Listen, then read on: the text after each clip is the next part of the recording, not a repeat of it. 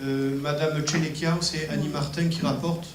C'est l'attribution d'une subvention à l'association AC2N d'un montant de 6 400 €.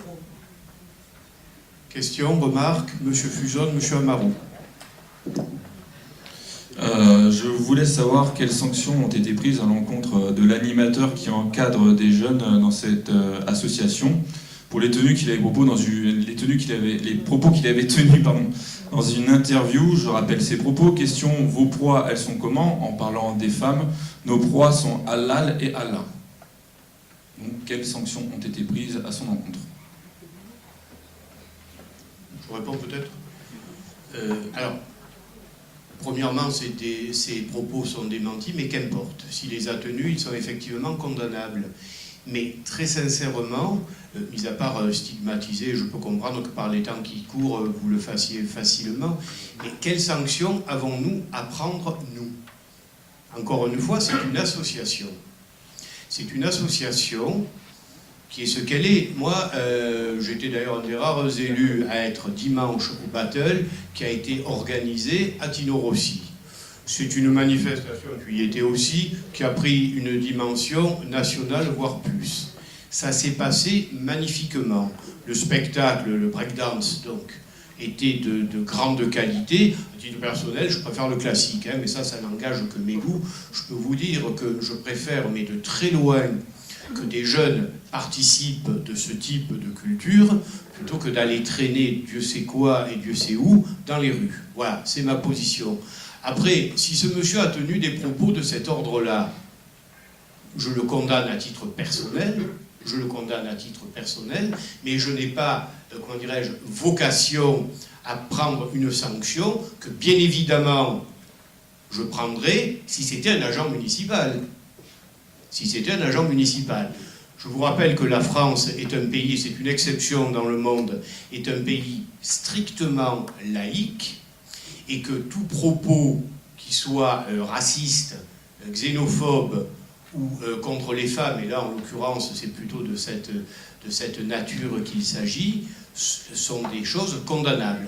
Ce n'est pas un agent municipal. Encore une fois, je le répète et je le dis haut et fort et publiquement puisque nous sommes enregistrés, s'il a tenu des propos comme ça, c'est condamnable. Et ce n'est pas à moi de porter une accusation quelconque ni à prendre une sanction quelconque. C'est tout. Je suis dans le cadre de la loi. Monsieur Amaro, pardon. Oui, effectivement, concernant cette association, après on est du même avis sur les propos qu'a pu tenir cette personne-là. Dimanche sur le B-Boy Contest, de ce que j'ai pu voir quand on y est allé, c'est que sur scène, on a des jeunes de tous bords, qu'ils soient français ou pas, qui ont eu des gestes qu'on ne voit pas souvent, même sur des terrains de football. Quand je vois des gens danser, se serrer la main après avoir perdu, se faire la bise en sortant de scène, et puis même s'il y a une compétition, parce que ça va jusqu'à la finale, il y a eu des valeurs qui ont été transmises et on a même une association qui s'efforce de renvoyer des symboles pour preuve avec le drapeau français qui était dans la salle sur scène, et c'est la première année où cette association fait ce geste-là.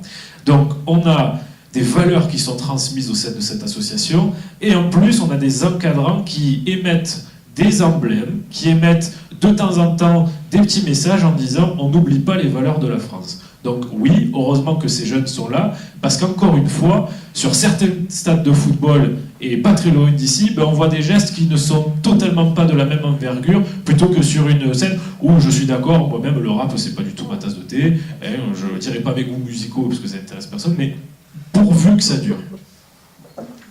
En ce qui me concerne, mon équipe et moi, et puis merci de vous joindre à cet effort. Nous continuerons à soutenir ce type d'action et cette culture qui, encore une fois, canalise, je dirais, une jeunesse dont les goûts ne sont pas forcément ceux d'il y a 40 ans ou d'il y a 50 ans. Le hip-hop, on peut aimer, on peut détester, c'est de la culture actuelle. Je peux vous dire, comme vient de le rappeler Romain Amaro, que ce que j'ai vu sur scène donc, dimanche dernier était parfaitement exemplaire.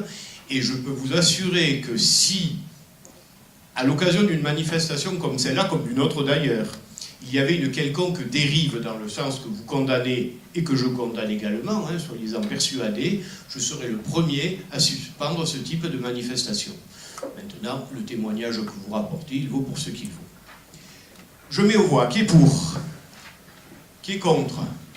Qui s'abstient? 3 contre. Maintenant, je termine sur un point. Les propos que vous avez rapportés, vous les avez déjà rapportés. Je n'ai pas à juger de leur authenticité ou pas. Je ne les ai pas entendus, si ce n'est dans votre bouche. Si tel était le cas, si tel était le cas, je vous rappelle qu'ils sont diffamatoires. C'est tout. Mais c'est pas moi non plus qui vous sanctionnerai, parce que c'est pas moi que vous diffamez, hein, cher monsieur. J'ai voulu vous les fournir, vous n'avez pas voulu. C'est faux. Ah si, vous avez été enregistré. C'est faux. Si, je vous ai dit... Fournissez-les-moi. Eh bien, je vais vous les Fournissez-les-moi, comme votre feuille d'impôt, tiens, sur la commune, accessoirement. Je les prendrai en même temps. Non, mais en même temps, je ferai un lot. Hein? Allez, je les attends. Je les attends publiquement, là. J'attends les... Oui, ben donnez-les-moi tout de suite. Mais il ne suffit pas que ce soit un papier écrit disant... Et je me ferai un plaisir de les passer à l'intéressé. Avec qui je passe pas mes week-ends, soit dit en passant. Voilà, vous me les ferez passer après la séance, si vous voulez bien. Donc, c'était la 17.